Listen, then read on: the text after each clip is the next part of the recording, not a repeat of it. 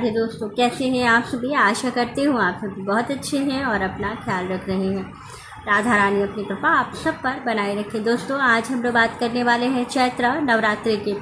चैत्र नवरात्रि कब से प्रारंभ हो रही है, कलश स्थापना का शुभ मुहूर्त क्या होगा, और साथ ही हम ये भी जानेंगे कि अष्टमी और नवमी किस दिन पड़ रही है, हमें किन किन नियमों का पालन करना चाहिए। नवरात्रि में हम 9 दिन किस तरह से माँ की आराधना करें जिससे कि हमें पूर्ण लाभ की प्राप्ति हो सके। चलिए वीडियो शुरू कर लेते हैं और सारी चीज़ों को बहुत डिटेल में बताऊंगी। इससे वीडियो अंत तक देखिएगा और अच्छे से समझिए कि आपको क्या करना है और किन किन बातों का विशेष ध्यान रखना है। तो देखिए, जो चैत्र नवरात्रि है इसका प्रारंभ 19 मार्च से हो रहा है। 19 मार्च को जो नवरात्रि का कलश स्थापना का जो हम लोग करते हैं वो सारी चीज़ें हमें 19 तारीख को करनी है, यानी कि 19 मार्च को कलश स्थापना हो जाएगा। साथ ही कलश स्थापना का जो शुभ मुहूर्त है वो आपको क्या मिल रहा है, तो कलश स्थापना का जो मुहूर्त है वो आपको 2 मुहूर्त मिला हुआ है। एक सुबह 9:13 से लेकर के 11:17 तक का समय है। दूसरा जो समय है वो आपको 12:14 से स्टार्ट होकर के 1:57 तक का है। इस बीच में आपको करनी है कलश की स्थापना, क्योंकि ये अमावस्या के साथ लगी हुई प्रतिपदा है, इसलिए सुबह में लोग अमावस्या के बहुत सारे नियमों का पालन भी करेंगे और बहुत सारे लोग जो है अमावस्या की तिथि जो है वो एक दिन पहले भी करेंगे। 18 तारीख को श्राद्ध और स्नान की अमावस्या जो है वो आपकी 18 तारीख को है। बाकी जो बहुत सारे लोग व्रत करते हैं और बाकी चीज़ें हैं, वो सारी चीज़ें आप बहुत सी चीज़ों का पालन, जो गंगा स्नान और ये सारी चीज़ें करते हैं वो आप जो है 19 तारीख को कर सकते हैं सुबह में। फिर आपको करनी है कलश की स्थापना। कलश स्थापना का जो मुहूर्त था वो मैंने आपको बता दिया। अब दूसरी चीज़ हम बात करते हैं कि इसमें नवरात्रि में कौन कौन से नियम का पालन हमें करना चाहिए। तो देखिए, अगर आपके यहाँ कलश की स्थापना होती है तो बहुत सारे नियमों का पालन किया जाता है। जैसे कि जिन लोगों के यहाँ कलश की स्थापना होती है वो 9 दिनों तक तामसिक भोजन से दूरी बना करके रखते हैं और विशेष रूप से माँ की कलश की स्थापना करके और पूर्ण लाभ के लिए माँ की विशेष आराधना करते हैं। सुबह शाम का जो है भोग और आरती करते हैं और विशेष रूप से दुर्गा सप्तशती के पाठ का जो है श्रवण करते हैं, या बहुत सारे लोग जो है खुद स्वयं उसको पढ़ते भी हैं, तो आप जैसे भी करते हो। दूसरी चीज़ है कि नवरात्र जो ये चैत्र नवरात्रि होती है ये सिद्धि की नवरात्रि होती है। इसमें अगर आपको किसी चीज़ की सिद्धि चाहिए, कोई ऐसी कामना है आपकी जो बहुत टाइम से पूरी नहीं हो रही है, तो आप इस वाली नवरात्रि में पूजन करके या व्रत करके आप पूर्ण लाभ प्राप्त कर सकते हैं।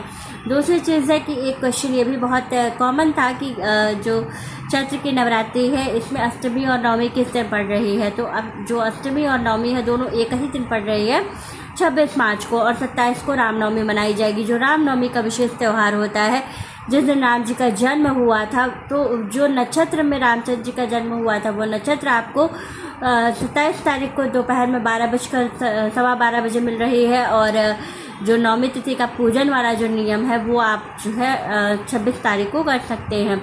तो इस तरह से 2 दिन में नवमी मिल रही है, लेकिन आप चाहे तो नवमी का जो पालन है वो 27 तारीख को भी कर सकते हैं। बहुत सारे लोग नवमी में पारण कर लेते हैं, तो वो सारे लोग 27 तारीख को पारण भी व्रत का कर सकते हैं। विशेष रूप से जो नवरात्रि का जो नियम है वो इसी के अनुसार रहता है।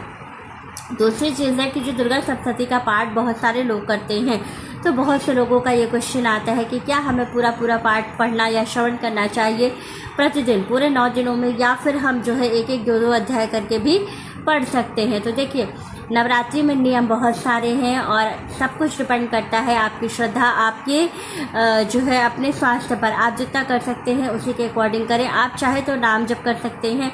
सबसे ज़्यादा जो लाभ हमें प्राप्त होता है वो नाम जप का होता है।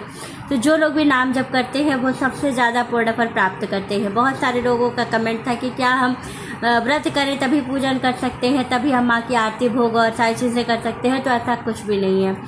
बस आप जो है सात्विकता का विशेष ध्यान रखें, क्योंकि नवरात्रि में विशेष रूप से साफ़ सफाई का ध्यान रखा जाता है और साफ़ सफाई का ध्यान रखते हुए विशेष रूप से माँ की पूजा आराधना की जाती है और माँ के भोग आरती का विशेष ध्यान रखा जाता है। जिन लोगों के यहाँ कलश की स्थापना होती है वो अखंड ज्योत का विशेष ध्यान रखते हैं। तो इन सभी नियमों का पालन करके भी आप पूर्ण लाभ प्राप्त कर सकते हैं।